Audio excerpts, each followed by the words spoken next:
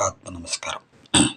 சித்த வித்தியார்த்திகளை பொறுத்தவரை எதிர்காலத்தில் இந்த மனித கூட்டங்கள் சித்த வேதம் குறித்து எழுப்பக்கூடிய அத்தனை கேள்விகளுக்கும் விடையளிக்கக்கூடியவர்களாக இருக்க வேண்டும் என்பது என்னுடைய விருப்பம். அப்போ சித்த வேதத்தில் இதிகாச புராணங்கள் ஒன்றும் பொய்யல்ல, இது சாமியினுடைய சித்த வேதத்தினுடைய வாக்கியம். ஆனால் சிற்பங்களில் சிலைகளில் ஒன்றுமே இல்லை அப்படின்னு அதுவும் சித்த வேத கருத்து.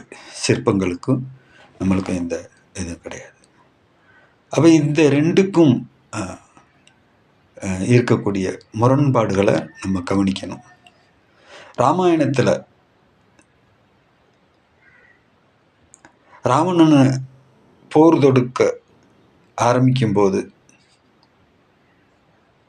முதல்ல நிறுவப்பட்டது என்ன அப்படின்னா, சனீஸ்வரனுடைய சிலையை இலங்கையை நோக்கி நிறுவி அதுக்கு அப்புறம்தான் அவங்க போரே தொடுக்கிறாங்க. அதன் பிறகுதான் அதன் பொருட்டு தான் அவங்க வெற்றி அடைஞ்சதாகவே ஒரு கருத்து அதில் இருக்குது. அப்போ இது என்ன முரண்பாடு? இதிகாச புராணங்கள் ஒன்று பொய்யல்லன்னு சொல்லியாச்சு. அப்போ அதில் நிறுவப்பட்ட சிலை ராமர் அதே மாதிரி அந்த கடைசி ஃபினிஷிங்கில் பார்த்தீங்கன்னா அவருக்கு ராவணனை கொண்ட அந்த தோஷத்தை நீக்கிறதுக்கு அவர் இந்த சிற்பத்தை தான், லிங்கத்தை தான் நிறுவுறார். அப்போ இது என்ன முரண்பாடு அப்படின்னு நீங்கள் கேட்டீங்கன்னா, நான் எங்கள் கிராமத்தில் ஒரு ஆஞ்சநேயர் சிலையை நிறுவி இருக்கிறேன்.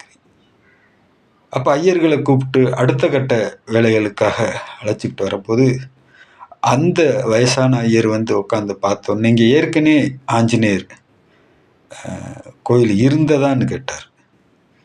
ஆனால் அப்படி ஒன்றும் அங்கே கிடையாது. ஏன்னா ஆஞ்சநேயரும் என்னென்ன அடுத்து செய்யணுன்றதை நம்மளுக்கு சொல்லி கொடுத்து அதன் பொருட்டு தான் நம்ம அந்த சிற்பத்தை அங்கே நிறுவனம். அது வந்தவருக்கு கரெக்டாக தெரியுது. அப்போ ஏற்கனவே இங்கே இருந்துச்சான்றாரு, இல்லைன்னு சொல்லியாச்சு. இப்போ இதிலிருந்து என்ன தெரியுதுன்னா, ஆற்றல் மிகுந்தவர்கள் நிறுவக்கூடிய சிற்பங்களில் உயிர் உண்டு.